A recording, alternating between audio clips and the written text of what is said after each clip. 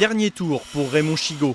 Cet artisan ébéniste est censé être à la retraite depuis la fin septembre, mais le RSI, réseau social des indépendants auquel il cotise, n'a toujours pas finalisé son dossier. Au 30 septembre, je me trouve dans la situation où je suis radié de la Chambre des métiers, je ne suis donc plus artisan. Et effectivement, au 1er octobre, je n'ai reçu aucun papier officiel du RSI comme quoi je suis en retraite.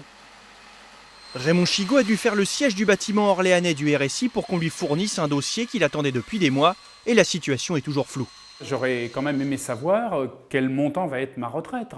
Et ils n'ont jamais été capables de me sortir, effectivement, le montant de la retraite que je vais toucher. Quand ils m'ont envoyé un listing, les derniers chiffres d'affaires qui avaient été rentrés pour moi dataient de 2009.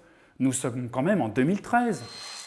La force du RSI, c'est que nous, les artisans, les commerçants, on est tous isolés dans notre coin. Alors effectivement, quand ils nous voient, ils bidouillent un petit truc avec nous, ils règlent les problèmes comme ça, mais on n'est pas une force finalement. Aujourd'hui, à l'appel de l'association Sauvons nos entreprises, il a participé à une manifestation devant le siège régional du RSI, manifestation réunissant d'autres indépendants en colère. Il a été reçu par la direction, lui promettant une prise en charge rapide de son dossier.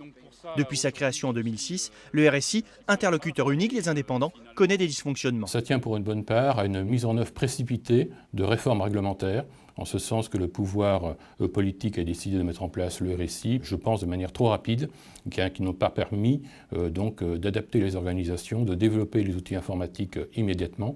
Bon, ça a mis donc un certain temps à se stabiliser, on y arrive aujourd'hui. Le RSI traite actuellement 160 000 dossiers dans la région.